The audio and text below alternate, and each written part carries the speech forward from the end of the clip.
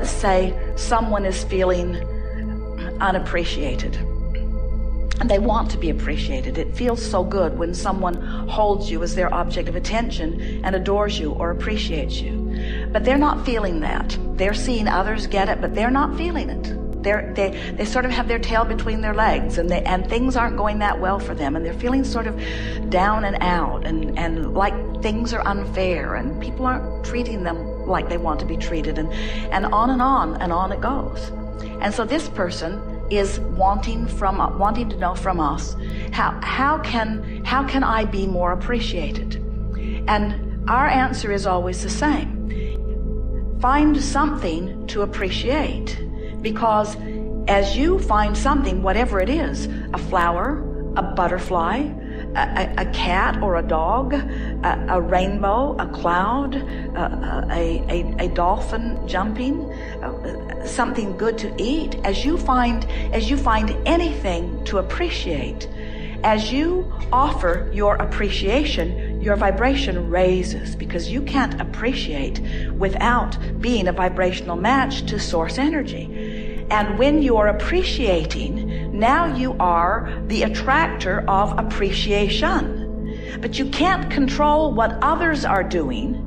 You can't control the appreciative state of others, because you can't stand on your head in enough different ways to get someone who's out of the vortex to appreciate you. And when you try, you will pronounce yourself a failure. But you can become an avid appreciator. And what you begin to discover is it was never someone else's appreciation of you that you were looking for. It was your alignment with the energy of love, with the energy of source, with the energy of appreciation. That's what fills you up, you see. You get so full of it that it doesn't matter to you what others are flowing to you, other than it is so delicious to be the recipient of someone's appreciation, because it means they're in the vortex. So it turns out you can't be selfish. You can't adore appreciation from another and separate yourself from your gladness of their alignment, you see. You see how it works? You cannot be an appreciator without being appreciated. And it turns out it's being the appreciator that matters most, you see. That's why your inner being stands in a state of never-ending appreciation and adoration of that which you are, has practiced the vibration of that so eternally that that is all that can be offered from the source within you. And when you find a different vibrational stance, then you separate yourself from that. And then we come along and say, we want you to be so selfish that you care about aligning with that energy that creates worlds. And then, like your inner being, you become an uplifter. Only you're like the satellite dish that's beamed in a little closer, you see. In other words, the giving puts you in the vibrational stance of the receiving. But if you've got your sights on receiving and you're not in alignment, it can't come to you. And that's when you start making claims of deprivation, you see. There are so many people standing outside the vortex asking others to help them, not understanding that anyone who does help them when they're outside the vortex has to come outside the vortex with them. And so the help doesn't go on very long before it begins to be resented. That's why needy people will suck you dry of your alignment, you see. What we want for you is your alignment with your power. We want not to create for you. We want you to discover your own creative power. You see, for us to be in the vortex, the only thing that we or anyone has to give to anyone else is the example of the vortex, because that's where all of the joy and all of the creative juices are, you see. So they are really one and the same.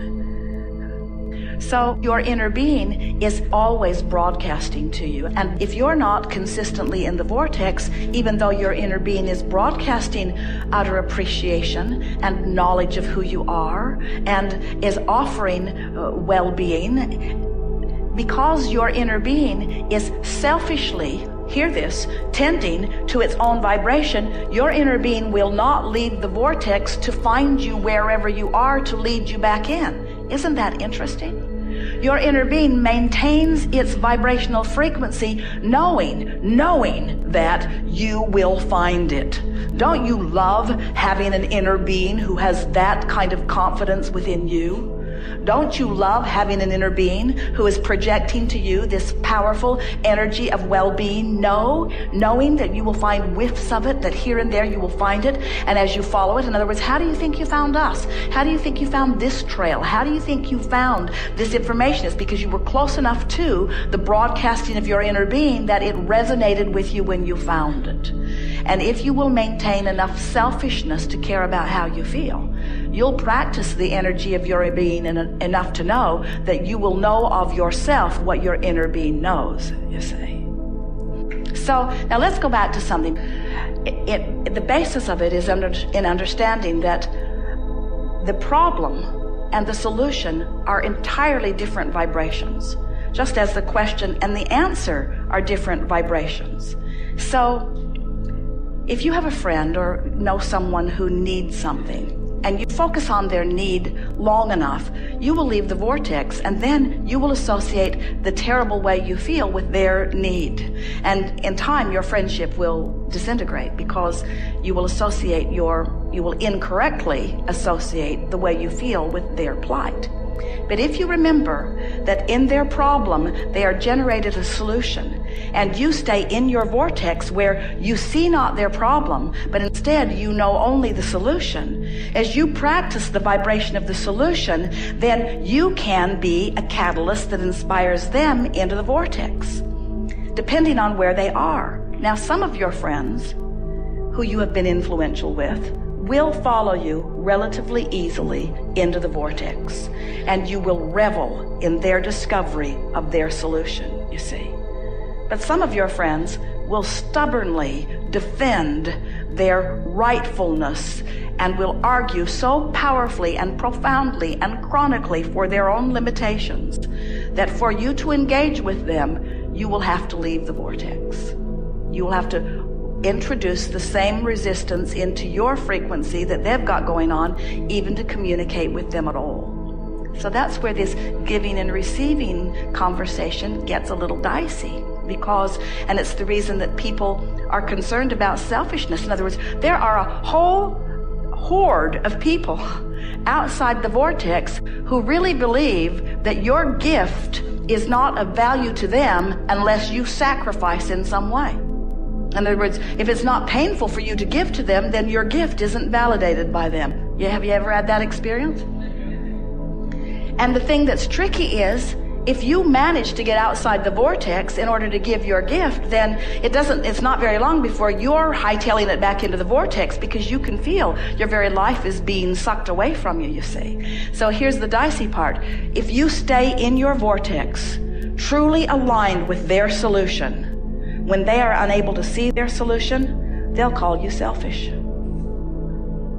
Because they know not, they cannot understand that in your selfishness that you are holding them in their highest good, and that it is the best thing that you can do to call them forward also, you see. So then, but if you stick to it, and you maintain your frequency of it, then the universe will bring them to you at times when they can hear you best. And as you begin to revel in their solutions consistently, in time, they will begin to hear it. They will begin to recognize the validity of what you speak. In other words, let's say you're in the vortex and they're not, and this person is saying, you don't love me, you won't even call me, you don't give me your attention anymore, you don't bring me flowers anymore, you don't do what you used to do. And from inside the vortex and from outside the vortex, you would get defensive. And you would say, well, you're not fun to be with, and that's and it just gets worse. But from inside the vortex, you would say, oh, there are so many things about you that I love, and I think about them all the time. In fact, I make lists of your positive aspects.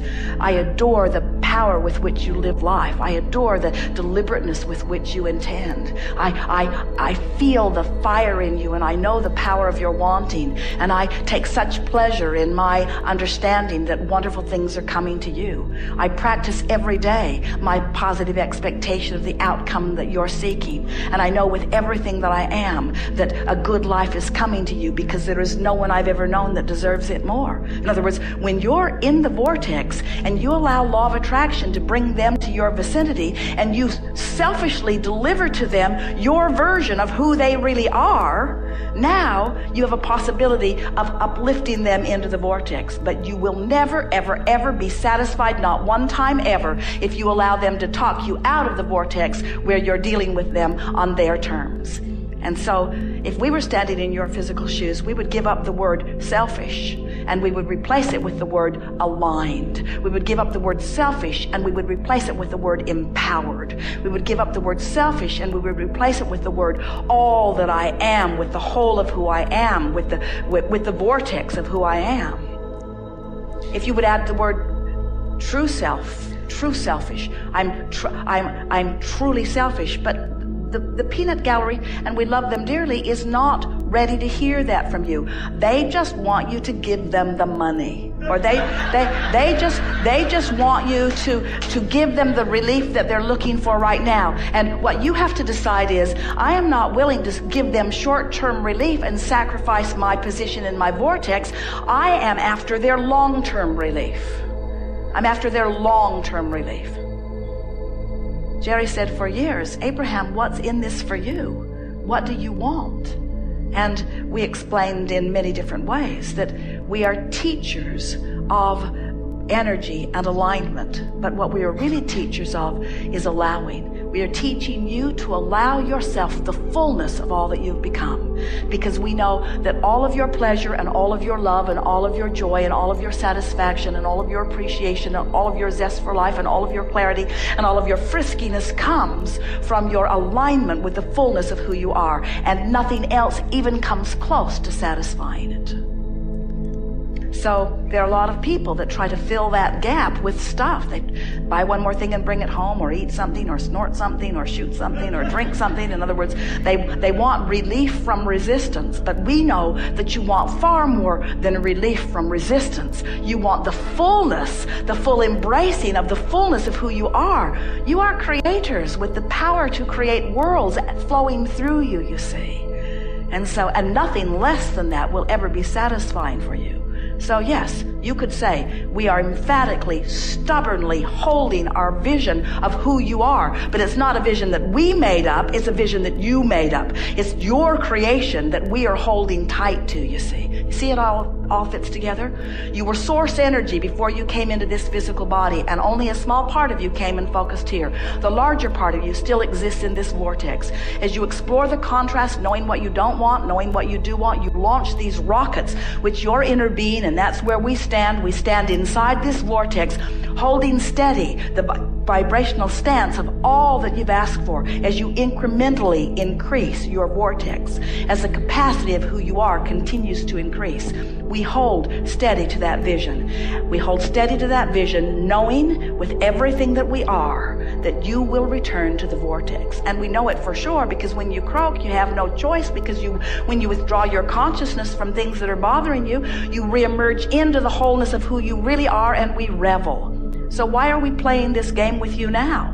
Because you came forth in this life experience to know the fullness of who you are, to selfishly express this energy that creates worlds.